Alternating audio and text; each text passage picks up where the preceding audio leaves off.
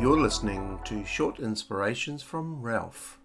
I Can't Get No Satisfaction, Part 1.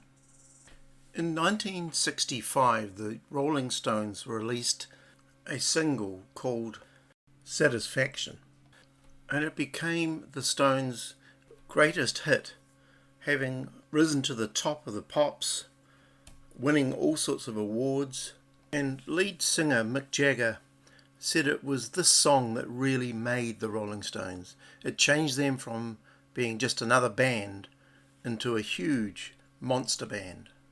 The song in 1966 had sold 4.5 million copies, and it's been streamed more than 600 million times on Spotify and YouTube. The song was certainly very singable and a great riff with a catchy tune, but there was something else about the song that I think identified with millions of people, particularly young people worldwide. The chorus goes something like this: I can't get no satisfaction, I can't get no satisfaction, because I try and I try and I try and I try, and I can't get no, I can't get no. And the verses are full of the attempts. Someone coming on the radio trying to inspire them doesn't work. Watching TV and ads about how white his shirts can be. And he's gone all around the world and he is doing this and signing that, but he just can't get it. And if ever there was a depiction of the emptiness of our souls when we try and live a shallow life, then this would be it.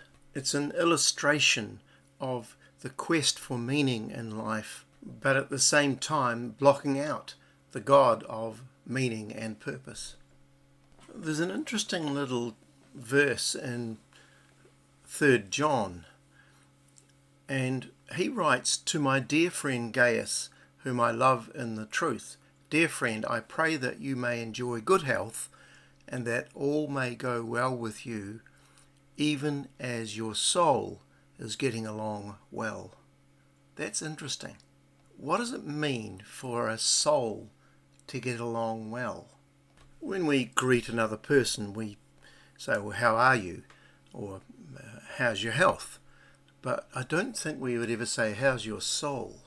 Because I would suggest in this episode that it's only when we pay attention to the depths of our soul that true satisfaction can be found. You see, the soul is the deepest part of you and I.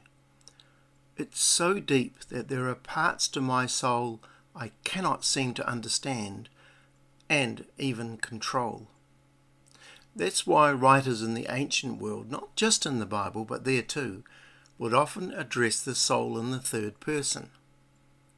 They'd say things like, "Bless the Lord, O my soul," or Psalm 42, "Why are you downcast, O my soul? Why so disturbed within me?" You see, there is a depth to your soul that is beyond words. And often we live such shallow lives, and then something happens that we are ill prepared for, like a crisis, or a death, or an earthquake, or a flood. And it's at those times, at the depth of life, the depth of our souls matter. And it's at those times that we need to get on our knees, so to speak, and cry out to the living God, because nothing else in this shallow world will satisfy what is going on in our souls. You see, the soul can do God, but the soul cannot do shallow.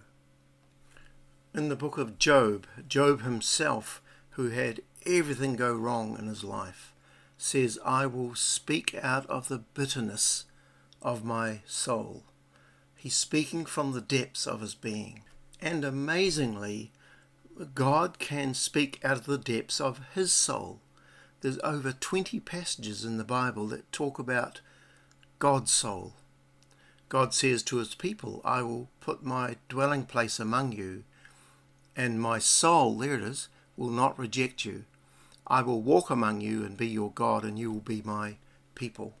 When Jesus was baptized, a voice from heaven said, This is my Son, whom I love. With him my soul is well pleased. So we haven't just got a soul, God has too.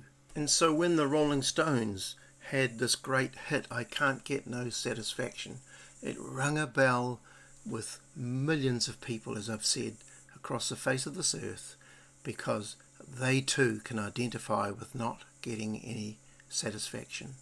And I want to say this in finishing: the ultimate reality behind human dissatisfaction is sinful souls that have been cut off from the God we were made to rest in. That's why we're dissatisfied.